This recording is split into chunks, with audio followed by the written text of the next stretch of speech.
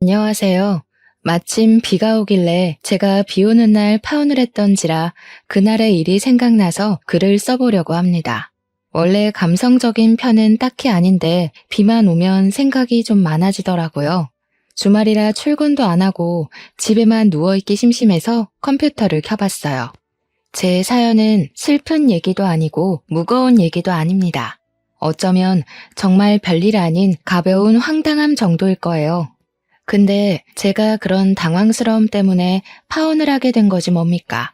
아마 예비 신랑을 향한 제 감정이 딱 그 정도였어서 무겁지 않은 이유로 파혼을 해버린 걸지도 모르겠네요. 그럼 이젠 입에 오르내기조차 쉬워진 저만의 수치심을 여기서 털어내보도록 하겠습니다. 저와 예비 신랑은 집안 어른들이 연결해준 소개팅으로 만나게 된 사이입니다. 예비 시아버지랑 저희 아빠가 사실 고등학교 동창인데 직장까지 같은 계열이다 보니 서로 동창회 나갔다가 대화도 많이 하고 마음이 통하게 되었다고 했어요. 원래 부모들이 어디 가서 자식 얘기 많이 하잖아요.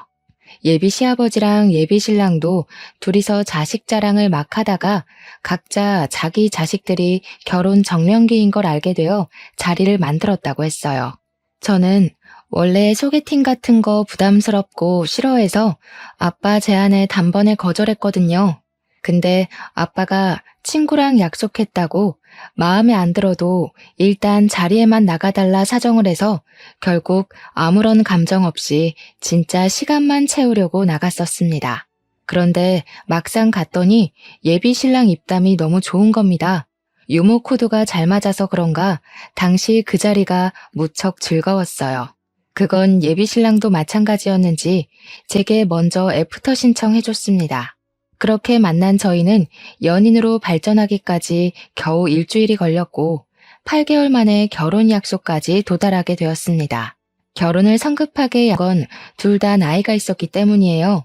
35살, 36살이면 굳이 어린이들처럼 길게 만나지 않아도 어른으로서 결혼 상대를 잘 판단했을 거라 믿기도 했거든요. 저희는 저희 선택이 틀리지 않았다는 걸 서로 증명이라도 하듯 아주 즐겁게 약혼 사이를 이어갔습니다. 사람은 다 저마다의 짝이 있다고 하지 않습니까? 예비 신랑과 만나면서 저는 그 운명적인 멘트를 믿었고 예비 신랑이 바로 평생의 짝이라고 느꼈을 정도로 잘 맞았어요. 결혼은 올해를 보내고 내년 말로 하자고 서로 얘기를 나눴습니다. 무슨 결혼식장 예약이 그렇게 많은 건지 여러 식장에 전화를 돌려봤지만 11월이 그나마 빠른 날짜더라고요. 그래도 좋은 게 좋은 거니 저희는 양가 집안 인사를 드리기도 전에 우선 식장부터 잡았어요. 어차피 저희 둘을 이어준 양가 집안에서는 이미 경사가 나 있었거든요. 아빠도 저더러 다 아빠 덕이니까 정장 한턱 쏘라면서 장난을 치기도 했습니다. 그런데 정말 제가 예비 신랑을 만날 수 있었던 행운은 아빠 덕이 맞기 때문에 진짜 정장 한 벌 해줄 생각이었어요. 엄마랑 같이 말이죠. 그만큼 저와 예비 신랑은 어딜 가든 축복받지 않는 곳이 없었고 이미 우리는 부부나 다름없는 삶을 살고 있었습니다. 그렇다 보니 서로에 대해 모르는 것도 점점 사라졌고 만나기 전에는 어떻게 지내왔는지 그 과거까지 깊게 아는 사이가 되었는데요. 예비 신랑에게서 들은 가장 충격적인 이야기는 죽다 살아난 경험을 했다는 것이었습니다. 살면서 죽다 살아나는 경험이 결코 흔한 일은 아니잖아요. 그래서 처음 예비 신랑한테 그 얘기를 들었을 때 상당히 놀랐어요. 제가 좋아하는 사람이 어쩌다가 그런 일이 있었는지 그만큼 힘든 과거가 숨겨져 있었던 건지 물어보고 싶은 얘기가 많았을 정도로 생소한 사연이었습니다. 예비 신랑은 흔쾌히 제 물음에 전부 답을 해줬어요. 예비 신랑이 저를 만날 때는 과거의 성격을 탈피했기 때문에 입담도 좋아졌고 사회성도 길러진 거라고 했는데요. 원래는 사회 초년생일 때 첫 직장에서 왕따를 당했다고 했습니다. 그만큼 소심한 성격이어서 사람한테 말을 거는 것조차 잘 못했다고 하더라고요. 심지어 선배 직원들의 괴롭힘이 심했던 회사였어서 일을 다니는 것이 마치 지옥을 걸어가는 것과 같았다네요. 얼마나 힘들었으면 당시에 극단적인 생각까지 했을까요? 사람들은 누구나 괴로운 삶이 반복되고 차라리 죽는 게 낫겠다라는 생각을 하면 결국 우울증이 오지 않습니까? 역시나 예비 신랑이 그때 그랬던 것 같다고 했어요. 진짜 우라에 못 이겨 일하다가 점심시간에 회사 옥상을 올라갔었대요. 그땐 정말 내일이 오는 게 두려워서 얼마든지 뛰어내릴 용기가 가득했다고 했습니다. 난간까지 가서 아래를 내려다봐도 무섭다는 감흥이 없었다네요. 그날 울면서 난간으로 다리를 올렸다는데 예비 신랑 말로는 과거의 자신은 그날로 죽은 거나 마찬가지였다고 했어요. 죽을 각오로 뛰어들려 했는데 지금까지 살아있는 건 웬 여자 동료가 예비 신랑을 확 끌어당겨서 구해준 덕분이라고 하더라고요. 그 뒤로 예비 신랑에게 첫 동료가 생겼다고 했습니다. 그 여자는 은인이자 유일한 사내 친구였다고 해요. 그렇게 예비 신랑은 그 은인에게 울면서 힘들었던 고민을 다 털어놓았고 놀랍게도 우울증을 극복해 나갔다고 합니다. 예비 신랑은 그날 자신이 인생을 쉽게 저버리려고 했던 걸 뒤늦게나마 바보 같은 짓이었다고 후회를 했어요. 그리곤 자신에게 두 번째 삶을 준 거나 마찬가지인 은인에게 목숨을 빚진 느낌으로 살고 있다고 했습니다. 처음 들었을 땐 예비 신랑을 구해준 그 은인이 대단하고 멋있다고 했어요. 물론 저라도 누군가가 극단적인 선택을 하려고 한다면 말렸겠죠. 누가 했든 사람 목숨을 구한 건 일단 멋진 일이라고 생각했습니다. 그리고 두 번째 들었을 땐 아무리 들어도 그 여자 참 존경스럽다 생각했어요. 이후 세 번째 들었을 땐 각박한 세상에 그런 귀한 사람은 어떻게 만날 수 있나, 그런 은인을 만나는 것도 참 행운이다라고 생각하며 예비 신랑을 부러워했죠. 그런데요, 이미 수십 번 들어서 알고 있는 얘기 계속 들으면 솔직히 점점 무감해지지 않나요? 아무리 감동적인 경험이었다고 해도 한번 얘기했으면 그 다음부터는 제가 필요에 의해서 알아서 떠올리고 감격할 텐데 남편은 어느 순간부터 시도 때도 없이 그 은인 얘기를 하기 시작했습니다. 제가 묻기 전에는 함부로 말할 사연이 아닌 것처럼 은인 사연을 꽁꽁 마음에 담아두고만 있더니 제가 한번 언급하니까 그때부턴 가족보다 더 자주 언급하더라고요. 심지어 본지 오래된 사이도 아니었고 자주 만나는 것 같았습니다. 저랑 결혼 약속까지 하며 길게 만나오면서 한 번도 예비 신랑한테 여자 만난다는 말은 딱히 들은 적이 없거든요. 솔직히 내 신랑 될 사람이 자꾸 딴 여자 얘기하면서 칭찬하고 자랑하는데 어느 예비 신부가 기분이 좋겠습니까? 한두 번도 아니니 말이죠. 근데 이런 질투는 하는 게 아니라고 생각을 해서 참았어요. 그 여자가 예비 신랑 생명을 구해준 은인이라잖아요. 사적인 감정이 있다는 것도 아니고 그저 은인이라서 친구처럼 소중하다는 건데 이걸 이해 못 해주면 제가 째째한 사람이 되는 것 같아서 차마 기색을 못 드러냈어요. 예비 신랑이랑 저는 정말 찰떡궁합 관계인데 알지도 못하는 여자 때문에 그 사이를 망치고 싶지 않았거든요. 그래서 내버려뒀더니 예비 신랑은 점점 제가 편한가 봐요. 저랑 있다가도 그 은인 전화가 오면 바로 자리를 떠서는 그 여자와 하하호호 큰 소리로 통화를 하고 돌아오더라고요. 제 말까지 끊고 간다니까요.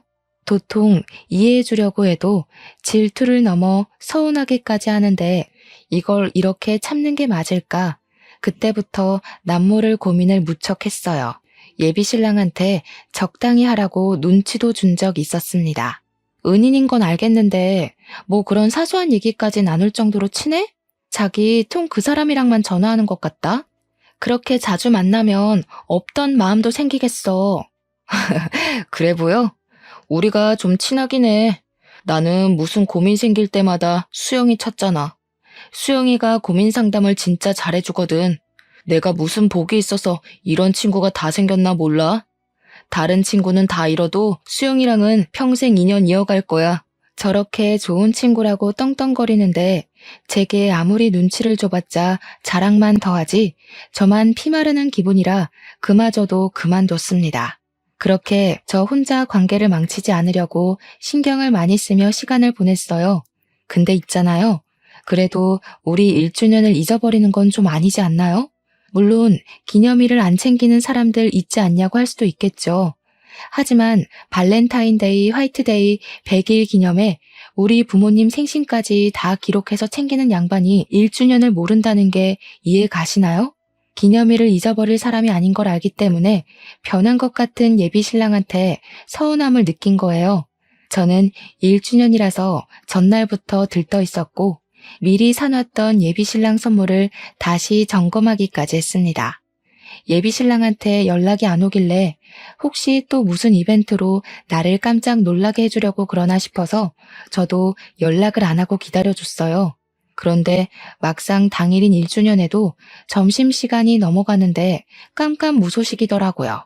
진이 빠진 제가 결국 먼저 예비 신랑한테 전화를 했더니 아주 기막힌 사실을 알았지 뭡니까. 아, 오빠 여자친구분이시구나. 오빠 저랑 점심 먹고 있어요. 방금 화장실 갔는데 나오면 전화하라고 할게요. 저는 오빠랑 아무 사이 아니고요. 옛날에 제가 오빠를 한번 살려준 적 있는 은인이라고 할까나. 별 사이는 아니니까 혹시라도 오빠 다그치지 마세요.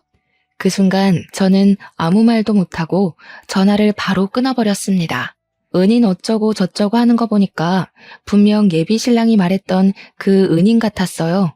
우리 1주년에 예비 신랑이 은인이랑 같이 식사를 하고 있다는 것도 화가 나는 상황이잖아요. 그런데 제가 더 열이 났던 건 뭔 줄 아시나요? 제가 둘을 두고 어떤 사이라고 오해한 적도 없는데 자기가 뭐라고 제 신랑한테 마치 뭐라도 되는 것 마냥 우리 오빠 혼내지 마세요. 이러는 게 어이없다는 겁니다. 꼭 둘이 무슨 사이 같잖아요. 저 두고 딴 여자랑 바람 피는 것 같지 않습니까? 이번만큼은 제가 예비 신랑의 연인으로서 지적할 수 있는 부분이니 예비 신랑에게 한 소리 해야겠다 생각했습니다. 저녁에 예비 신랑과 연락이 닿은 저는 예비 신랑을 우리 집으로 불러서 여태까지 쌓아놓은 서운함을 모조리 표출했어요. 조금 티를 낸다는 게 저도 모르게 질투가 나서 감정이 격해졌던 걸로 합니다. 우리의 1주년을 잊는 건 100번 양보해서 그럴 수 있었다 쳐. 근데 왜 하필 그날에 그 여자를 만나고 있을 수 있어? 왜 그 여자가 자기 전화 함부로 받는 건데? 서로 전화까지 받아줄 만큼 가까운 사이였던 거야? 그 여자는 뭔데 나한테 자기 혼내지 말라고 부탁해? 너무 화가 나서 저도 제가 예비 신랑 은인을 그 여자라고 칭하고 있는 줄 몰랐습니다. 예비 신랑이 저더러 그 여자라고 하지 말라길래 알아챘어요. 근데 지금 상황에서 고작 그런 호칭이 중요한 건가요? 제 감정에 대해 예비 신랑한테서 돌아온 답변은 아주 허무하기 짝이 없었습니다. 네 기분 알겠는데 그 여자라고 하는 건 나에 대한 예의가 아니지. 나한테는 걔가 부모님 다음으로 소중한 사람이야. 나한테 소중한 사람은 너한테도 소중한 사람이어야 되고 그 동생 아니었으면 나 자기랑 결혼 못했어. 1주년 못 챙긴 건 미안해. 나는 이제 우리가 결혼 약속을 해서 연인 기념일은 안 챙겨도 될 줄 알았지. 그러면서 예비 신랑은 제가 자기랑 결혼할 수 있게 된 것도 그 은인 덕분이라며 은인에 대해 함부로 하지 말라고 쐐기를 박았습니다. 참 개떡 같은 상황이라고 생각했어요. 저희가 결혼을 약속하게 된 건 우리끼리의 인연인 거지 거기에 왜 은인 존재가 붙는 건지 정말 이해할 수가 없더라고요. 심지어 1주년인 줄 알고 있었다면서 제겐 이제부터 기념일 안 챙길 거란 의논 한마디도 없이 그 은인이랑 놀러 가지 않았습니까? 저는 아무리 봐도 예비 신랑 태도가 잘못되었다고 보는데 예비 신랑은 저를 은인한테도 질투하는 시기쟁이로 보는 것 같더라고요. 그날 제가 처음으로 예비 신랑한테 서운해서 울음을 터뜨렸어요. 그 여자가 그렇게 소중하면 그 여자랑 결혼하지 왜 나랑 해? 모르는 사람들이 보면 자기랑 그 여자가 예비 부부인 줄 알겠다. 그렇게 그 여자가 좋으면 가. 나 이 결혼 안 해. 그래도 예비 신랑이 저를 많이 좋아하긴 했던 것 같습니다. 제가 결혼 무르겠다고 하니까 냅다 잘못했다고 빌더라고요. 저한테 알았다고 앞으로는 기념일엔 저만 만나주겠다고 달래는 거 아니겠어요? 이마저도 예비 신랑이 근본적인 원인은 전혀 모르고 있는 것 같아서 한숨이 나왔습니다. 본 적은 없지만 그래도 한때 잠깐 그 은인을 존경했었습니다. 그런데 1주년 이후로 완전 싫어졌어요. 예비 신랑이 너무 은인을 신뢰하는 것도 마음에 안 들었고 그 은인도 예비 신랑을 특별하게 생각하고 있는 것 같아서 어딘가 모르게 찜찜했죠. 그래서 한 번은 은인 낯짝을 좀 보고 싶었어요. 혹시나 예비 신랑이 은인이란 걸 핑계로 엄청 예쁜 여자랑 눈이 맞아서 바람 피는 건 아닌가 그렇게까지 의심이 뻗더라고요. 아마 제 상황이었다면 어느 예비 신부나 그런 의심을 했을 거라 생각합니다.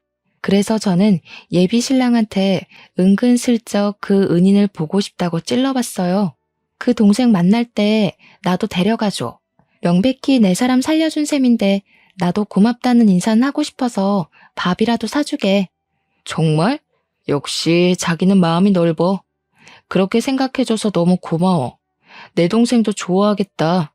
진작에 이렇게 나왔으면 벌써 만나서 친해졌지. 난 또 자기가 속 좁게 이런 사이도 이해 못해주는 사람인 줄 알고 고민 많이 했잖아. 예비 신랑은 진짜 은인 때문에 자기 나름대로 저와의 결혼을 아주 살짝 고민하긴 했던 것 같습니다. 그 말이 또 서운했지만 의외로 은인 같이 보자는 제 말에 예비 신랑이 너무 좋아해 주길래 바람을 피는 건 아닌 것 같아서 좀 어리둥절했어요. 그럼 진짜 은인이라는 이유만으로 그렇게 가까이 지냈던 걸까요? 예비 신랑 반응이 너무 순수해서 갑자기 제가 정말 의부증이라도 온 여자처럼 오버했다고 느껴진 거 있죠. 어쨌든 이왕 이렇게 돼버린 거 은인에 대한 궁금증은 여전히 풀리지 않아서 결국 은인과 날짜를 잡게 되었고 저는 예비 신랑이 그렇게 자랑하던 은인을 처음 대면하게 되었습니다. 제가 상상했던 예쁘장한 미모의 여성일 거란 예측과 달리 은희는 대학 시절 씨름을 했을 정도로 체격이 좋은 듬직한 여자였어요. 목소리는 천상 여자인데 키가 175cm 정도 되어 보였고 보디빌딩 준비하냐고 물어볼 뻔했을 만큼 몸은 우락부락했습니다. 제 예비 신랑도 한 체격 하는데 그런 예비 신랑이랑 체격이 전혀 차이가 안 날 정도로 남자 같은 몸을 가지고 있는 여자였어요. 그래서 첫인상만 보고 속으로 100만 번 안심했습니다. 예비 신랑 이상형이 마르고 아담하고 여리여리한 여자라는 걸 알기 때문에 그런 이상형과 상극인 여자랑 바람 피울 가능성이 적다고 봤거든요. 그런데 말이에요. 희한하게 같이 식사를 할수록 그 은인이 저한테 묘한 신경전을 벌이려는 게 느껴지더라고요. 제가 우리 신랑의 예비 신부인데 제가 뻔히 보고 있는 거 알면서도 예비 신랑이 좋아하는 음식을 젓가락으로 집어다가 건네주기도 했고 물도 따라주면서 지극정성으로 제 신랑을 챙기고 있었습니다. 그러면서 일부러 저를 이상한 사람 만들고 싶었던 건지 웃는 것 같지도 않은 웃는 얼굴로 슬쩍 찔러보는 거 있죠. 설마 이런 걸로 질투하는 사람 아니죠? 우리 오빠 속 좁은 여자는 안 좋아하는데. 하긴 오빠가 고른 여자니까 속이 좁지는 않겠네요. 저희가 워낙 남매같이 지내서 이런 건 아무런 감정 없이 하거든요. 질투할 필요 없어요. 어차피 오빠랑 결혼 약속까지 했는데 뭐가 불안해요? 저는 그런 은인의 행동에 대해서 뭐라고 지적한 적이 없거든요. 그런데 굳이 안 해도 될 말을 하잖아요. 심지어 말투도 어딘가 모르게 불량스러웠습니다. 일부러 예비 신랑 귀에 제가 예민한 사람으로 찍히길 주문하는 것 같은 느낌이랄까. 여기서 제가 아무 말도 안 하고 웃으며 장단 맞춰주면 왠지 훗날에 아주 후회가 될 것 같더라고요. 또 저 은인이 저를 만만하게 볼 것 같기도 했고요. 그래서 저도 안 참고 한마디 덧붙여 말했습니다. 그럴 리가요. 딱 보니까 남매 사이 같은데요. 또 다르게 보면 형제 사이 같기도 하고요. 장난.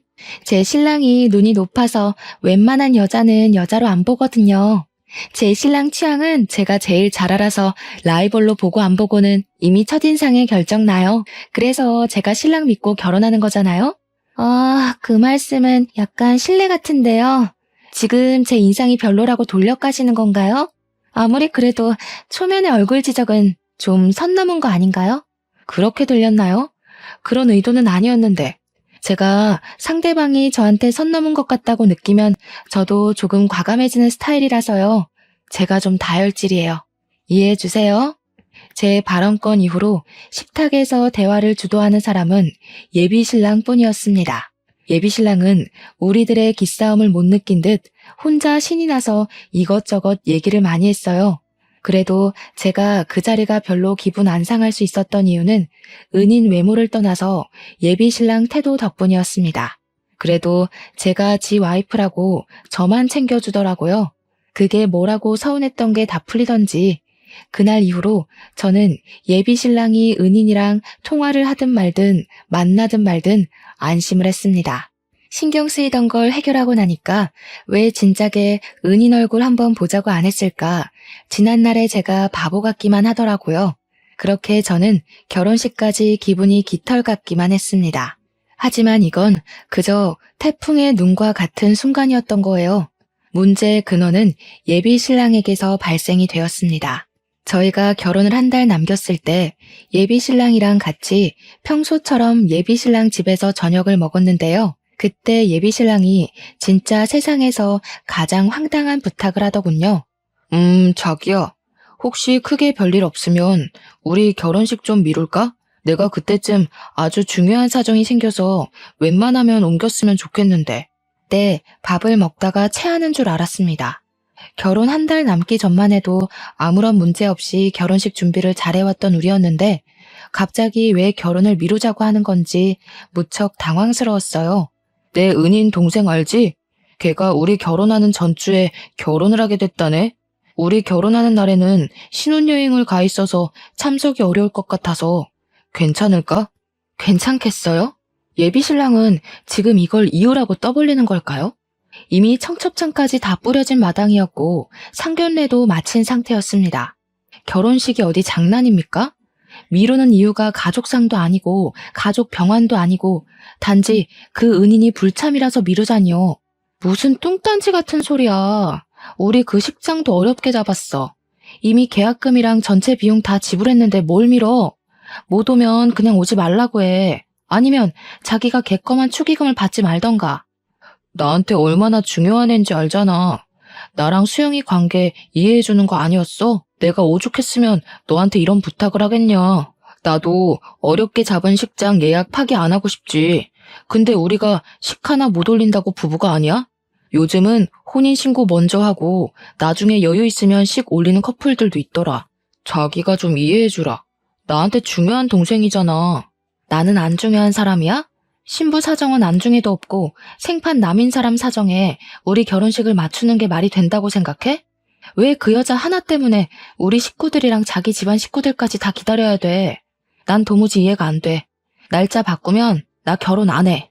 야, 너만 이해해주면 어른들은 내가 잘 설명할 수 있어. 아무리 그래도 식장에 신부 없는 게 말이 되냐?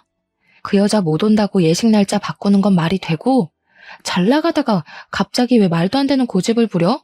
식장은 뭐라고 취소할 건데 그 여자 불참이라서 미루게 됐다고 할 거야? 이 와중에 예비 신랑은 또 자기 은인한테 그 여자라 얘기하지 말라는 소리를 했습니다. 그러면서 자기한테 나도 물론 중요하긴 한데 은인의 존재는 좀 다른 개념으로 소중하다고 하더라고요.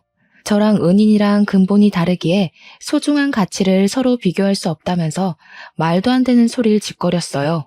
그날 저는 식사 자리 내내 식장 미루자고 저를 설득하는 예비신랑과 아주 크게 싸웠습니다. 물론 일방적으로 저만 큰 소리를 내긴 했어요. 예비신랑이 고집하는 이유가 너무 화가 나잖아요. 그래서 저는 식장 날 바꾸는 순간 파혼이라고 얘기를 하고서 저녁도 다 못 먹고 나와버렸습니다. 그렇게 예비신랑이 고집을 굽힐 때까지 연락을 안 할 생각이었어요. 그렇게 한동안 예비신랑을 찾지도 않았는데 더 당황했던 건 뭔 줄 아십니까? 저는 솔직히 제가 이만큼 화를 냈으면 그만 어처구니 없는 고집을 꺾고 저한테 사과를 할 거라 생각했어요. 그런데 예비신랑도 저랑 똑같이 연락도 안 하고 저를 찾지도 않는 겁니다. 그 은인 때문에 결혼식 미루고 싶다는 게 정말 진심이고 반드시 그러고 싶은 듯 했습니다. 그럴수록 저는 더 화가 날 수밖에 없었어요. 처음으로 예비 신랑과의 결혼을 고민할 정도였죠. 더 이상 별 상관없을 줄만 알았던 은인의 존재가 다시 제 발목을 잡을 줄은 상상도 못했습니다. 이미 인상도 어떤지 다 본마당에 예비 신랑 타입이 아니라서 질투가 전혀 안 났는데 예비 신랑이 상상 외로 그 은인을 생각해주는 것 같아서 또다시 질투가 나는 거 있죠. 결혼 전에도 말 안 되는 이유 때문에 스트레스가 이렇게 확 오는데 이게 결혼하고 나서도 안 그럴 거란 보장이 없지 않습니까? 갈수록 저는 예비 신랑으로부터 마음이 멀어져 갔고 이 결혼에 대해 포기의 감정이 점차 피어올랐어요. 그렇게 드레스 예약했던 것도 취소를 하게 되었습니다. 파혼이 왔다 갔다 하는 마당에 드레스 피팅해서 뭐 하겠습니까? 결혼을 해서 더 행복하게 살 거란 기대는 결국 결혼식 코앞에서 무너져 버린 셈이 되어버렸어요. 누가 저를 예비 신부라 보겠습니까? 직장만 가면 저더러 예비 신랑이랑 싸웠냐고 묻더라고요. 싸운 이유마저 너무 쪽팔려서 누구한테 털어놓지도 못하고 그냥 혼자 삭힐 수밖에 없었어요. 그렇게 며칠간 우울로 시간을 보내고 있을 때였습니다. 제 번호를 어떻게 알았는지 그 은인한테 전화가 온 거 아니겠습니까? 예비 신랑에 대해 얘기할 게 있다면서 만나자는 연락이었어요. 제가 왜 예비 신랑 은인이랑 단둘이 만나야 하는지 이해 안 되었어요. 이 상황에서는 굳이 더 불필요하지 않나 생각이 들었죠. 하지만 그땐 그냥 한 번 더 만나보고 싶었습니다. 제가 못 봤던 예비 신랑과 그 여자의 내막을 더 파악할 수 있을까 싶기도 했고 둘만 있을 땐 그 여자가 어떤 태도로 나올지도 궁금했거든요.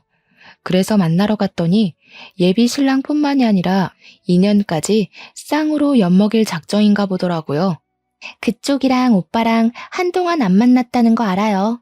그동안 제가 오빠 옆에 있으면서 매일 위로해줬거든요. 오빠가 참 좋은 사람인데 많이 울었어요. 그쪽이 혼자서 마음 편하게 쉬는 동안 오빠가 얼마나 힘들어했는지 알아요? 그래서요? 그쪽도 곧 결혼한다면서 남의 신랑이랑 매일 같이 있었던 게 뭐 자랑이라고 사람까지 불러서 얘기를 해요. 저한테 뭐라도 자랑하려고 나온 거면 그 뒤로 제가 어떻게 나올지도 감당하셔야 될 거예요. 은희는 제 말에 전혀 타격을 입지 않은 얼굴이었습니다. 그저 비장하게 제 앞으로 초음파 사진 하나를 건넸어요. 저는 그걸 손대지 않고 눈으로만 보면서 머릿속으로 이미 상황 파악을 끝내버렸죠. 이 여자가 저한테 자기랑 결혼할 배우자랑 만든 아이라고 그 임신을 자랑하려고 부른 건 아닐 거잖아요. 딱 보니까 이 여자가 저를 부른 이유가 뭔지 여자 말을 듣기도 전에 이미 알겠더군요. 오빠 아이예요. 두 분 파혼해주세요. 오빠가 결혼식 날짜 미루자고 했죠? 그건 이거랑 관련 없어요. 오빠한테 알리기 전에 그쪽 먼저 보자고 한 거거든요. 그쪽이 먼저 오빠한테 파혼 통보해주면 좋겠어서 보자고 했어요. 오빠는 마음이 약해서 이별 고할 용기가 없는 사람이라서요. 잠깐이나마 저는 할 말을 잃고 그 여자를 가만히 쳐다보기만 했습니다. 역시나 여자의 직감은 무시하면 안 되는 게 분명한가 봐요. 저는 여태 설마 예비 신랑이 저런 여자랑 바람을 피겠어? 라고 생각했습니다. 예비 신랑은 항상 그 여자를 딱 은인으로만 대했고 저를 그 여자 앞에서 자랑까지 했었거든요. 자기 신부 예쁘지 않냐고 말이죠. 제 눈으로 분명히 저 여자 상판떼기를 직접 받고 같이 시간을 보내면서 의심이란 의심은 다 풀렸었습니다. 근데 이게 뭔 개 같은 상황이랍니까? 제 예비 신랑이라고요? 서로 결혼도 하기 전에 각자의 배우자 몰래 잠을 잤다는 거잖아요, 지금. 이건 엄연히 바람이고 약혼 관계에 바람을 피면 그것도 소송 처리가 되는 법안입니다. 이 두 범법자들이 지금 뻔뻔하게 바람펴서 애가진 게 뭐 자랑이라고 비련의 주인공들인 척 하는지 모르겠네요. 마치 둘이 너무 사랑하니까 저더러 그만 물러나주라고 고개 숙이는 것 같았어요. 그렇잖아도 제가 속에 스트레스가 쌓일 대로 쌓인 상태라 분풀이 대상이 필요했거든요. 이 여자가 제 발로 제 앞에 찾아와 준 건 좀 고맙더라고요. 저는 대답 없이 그대로 자리에서 일어나서 이 여자가 미리 사놓은 아이스 아메리카노를 여자 머리 위에 부어버렸습니다. 그리고 플라스틱 컵을 여자 얼굴에 턱 하고 던져줬어요. 내가 어떻게 나오든 감당하라고 했죠? 맞을 거 알고 나 부른 것 같은데 안 맞고 그냥 갔으면 얼마나 아쉬웠겠어? 지금 둘이서 불쌍한 주인공 놀이 해야 되는데, 그쵸? 처음부터 이런 사이라고 말해줬으면 내가 시간 낭비 안 했을 거 아니에요. 아니다. 결혼 전에 니들 쓰레기라고 공표해줘서 고맙다고 해야 되나?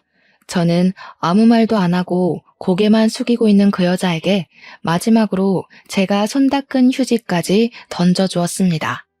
그 새끼한테는 그냥 잠수 파혼이라고 하세요. 겨우 그 정도밖에 안 되는 놈한테 굳이 입 아프게 이별 예의까지 차리고 싶진 않네요. 그리고 그쪽도 남의 남자 뺏고 잘 살 생각은 하지 마요. 제발 뱃속의 애기도 엄마 아빠가 불륜으로 만난 사이라는 걸 알길 바랄게요. 그렇게 카페를 나온 뒤 저는 바로 다음 날 예비 신랑과 상의 없이 결혼식장과 청첩장 보냈던 하객들에게 결혼 취소를 알렸어요. 예식장은 어차피 남편 신혼으로 예약이 된 거니까 온전히 남편이 위약금 물게 놔두면 될 일이었습니다. 듣자 하니 예식장도 한 달 전에 취소를 하면 위약금을 100% 물어줘야 된다는데 제가 식장 취소한다고 연락한 날이 불과 결혼식을 2주 남긴 시점이었거든요. 남편은 위약금의 100%인 1,200만 원을 업체에 지불해야 되는 처지가 되었어요. 그러든가 말든가 저는 자취집도 정리를 하고 직장도 퇴사한 뒤 친정으로 잠적을 했습니다.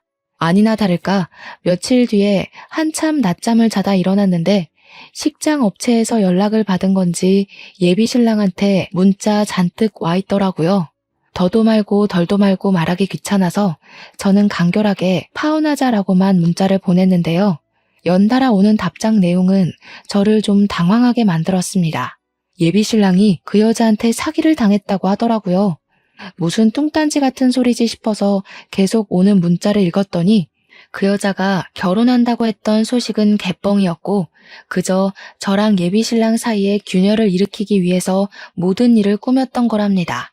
말이 안 되잖아요.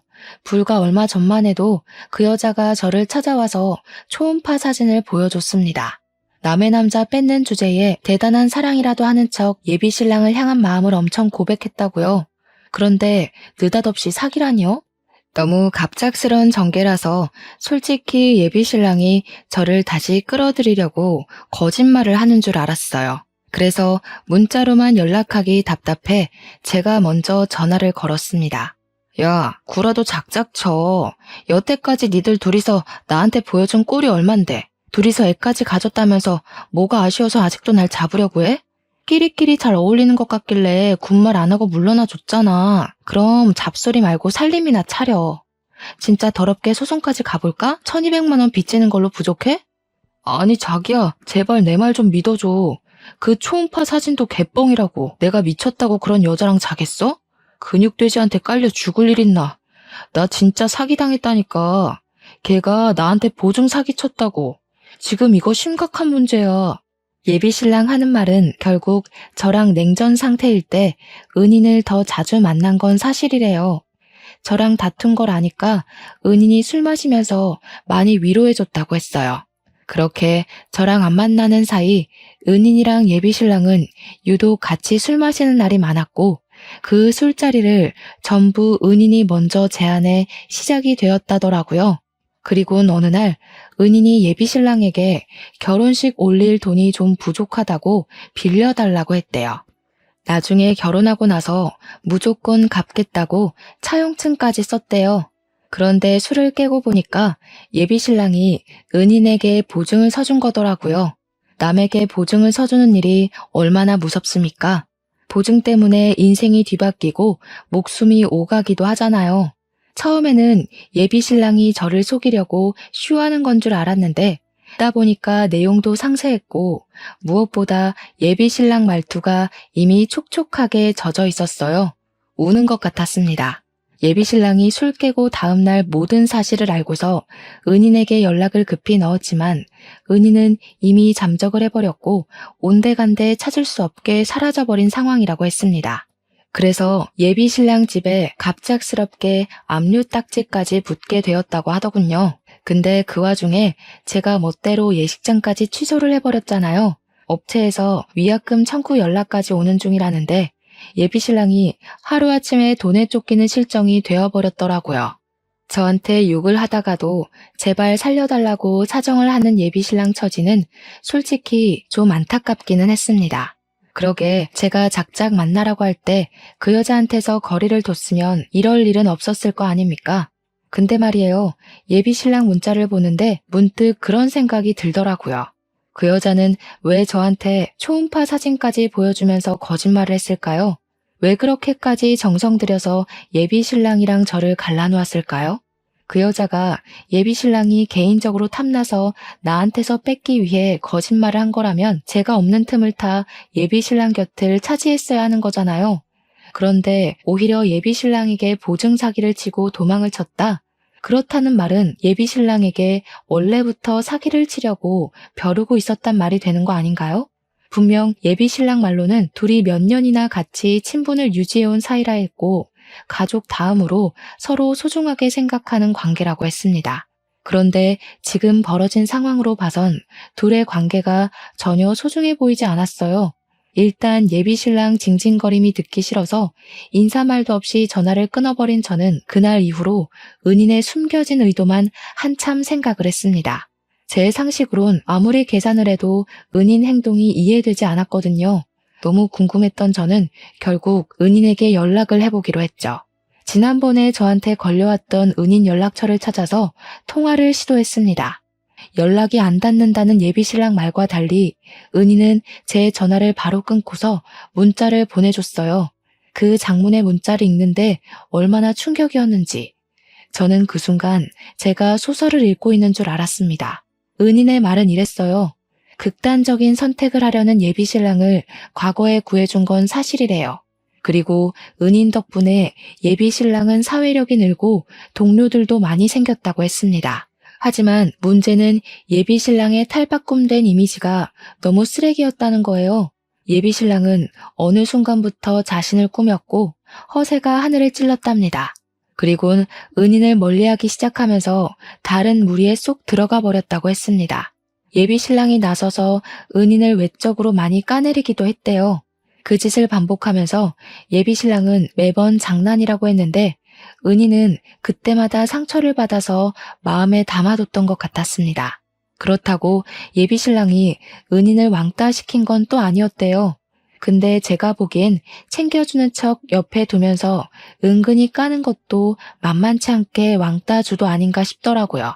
그리고 은인이 예비신랑에게 보증 사기를 칠 수밖에 없던 결정적인 이유는 은인에게 결혼하고 싶을 만큼 좋은 남자친구가 생겼는데 예비신랑이 남자는 남자가 봐야 안다면서 소개를 해달라 했대요. 그래서 은희는 자신의 남자친구랑 예비신랑이랑 셋이서 몇 번 만났다는데요. 만날 때마다 예비신랑이 은인을 외적으로 까내려서 결국 은인 남자친구 되는 사람이 은인에게 이별을 통보했다고 합니다. 결혼까지 할 정도는 아니라면서 도망치듯 작별을 고한 것 같더라고요. 그래놓고 예비신랑이 은인한테 위로한다고 했던 말이 언젠가는 그렇게 네 외모 때문에 떠날 놈이었다. 그게 다였다고 했습니다. 그래서 그동안 쌓인 불만까지 결국 폭발하고만 은희는 마음에 복수심을 키웠고 예비신랑이 결혼할 여자를 데리고 나타날 때까지 예비신랑과 둘도 없는 절친이 되려고 노력했답니다. 예비신랑 비위 맞추느라 너무 힘들었다고도 적혀 있더라고요. 그렇게 예비신랑이 자기를 굉장히 신뢰할 만큼 만든 뒤 꼭 밑바닥을 치게 할 거라고 장기 계획을 세워온 거라 했어요. 그러면서 문자 마지막 줄에 은인이 저한테 사과 멘트를 남겼었습니다. 제 앞길까지 망치고 싶진 않았는데 자기 개인적인 복수 때문에 기대했을 결혼을 방해해서 미안하다고 말이죠. 저는 오히려 제가 은인에게 사과를 해야 된다고 생각했습니다. 은인 덕분에 제 예비신랑이 개쓰레기란 걸 알았고 또 제가 은인의 사정을 몰라서 은인에게 막대했던 게 미안하더라고요. 심지어 예비신랑한테 이미 외적으로 많이 상처받았던 은인에게 저 또한 예비신랑과 마찬가지로 첫 만남에서 은인의 외모를 돌려서 공격했잖아요. 미치게 후회가 되었고 제 자신이 너무 속 좁았다는 걸 알아서 창피했습니다. 그래서 저는 은인에게 진심으로 사과의 문자를 보냈어요. 하지만 그 뒤로 은인은 더 이상 답장이 없었고 연락처도 그제 사라진 번호가 돼버렸습니다. 제 결혼이 이렇게 마무리돼 버릴 줄은 몰랐는데 제가 참 세상을 좁게 보고 있었던 것 같아요. 세상에는 다양한 아픔을 가진 사람이 있는 건데 제 기준에서만 은인을 판단하고 미워하다가 결국 막판에 못났던 제 자신을 탓하게 됐네요. 그래도 그 여자 덕분에 제가 결혼하기 전 천운을 얻은 셈이니 얼마나 다행인지 모릅니다. 저는 예비 신랑에게 장문의 문자를 마지막으로 보내고 1년 남짓한 관계를 깔끔히 정리했어요. 그냥 그렇게 좋아하는 은인을 위해 보증 서준 건데 뭐가 그리 억울하냐? 네가 인생 쓰레기처럼 살아서 대가받는 거니 식장 취소된 거 분하면 비혼식이라도 열어라. 앞으로 망한 네 인생 보듬어줄 여자는 네 엄마밖에 없을 거다. 뭐 이 정도의 강도로만 작별 인사를 고해줬습니다. 제가 예비 신랑의 실체를 아무것도 모르고 결혼을 해버렸다면 제 자신이 아까워서 예비 신랑 머리채라도 잡았을 거예요. 그나마 파혼으로 정리할 수 있었기 때문에 문자로만 해결해도 되지 않나 싶더라고요. 저랑 예비 신랑은 문자만큼이나 가벼운 관계였잖아요. 끝으로 예비 신랑의 연락처를 차단해버렸어요. 그날 딱 장대비가 많이 내렸던 걸로 기억합니다. 이 글을 쓰기 시작했던 시간대처럼 말이죠. 근데 그러고 보니 그 여자는 예비 신랑이 아닌 제게 은인인 듯해요. 시간이 좀 흘러서 우연히 마주치게 된다면 차 한 잔 대접하고 싶다는 생각이 드는 거 있죠? 꼭 얼굴 보고 그날의 실수를 사과하면서 더러운 똥 피하게 해줘서 고맙다고 인사를 하고 싶은 게 개인적 바람입니다. 사연을 마무리하고 창문 밖을 보니까 어느새 비가 그쳐 있네요. 한동안은 파혼 때문에 비 오는 날이 극도로 싫었는데 요즘은 옛날 생각도 나고 젊었을 때 받았던 고충들이 떠오르면서 그땐 참 별것 아닌 걸로 힘들어했다 하며 추억에 잠기곤 해요. 그게 꽤 소소하고 재밌더라고요. 아무튼 저는 무슨 일 있었냐는 듯 아주 무탈하게 잘 지내고 있습니다. 이곳에 제 사연을 소개할 수 있어서 너무 좋았네요. 그럼 모두들 늘 햇살 가득한 나날 보내시고 늘 행복한 일만 누리시길 기원하겠습니다. 들어주셔서 고맙습니다.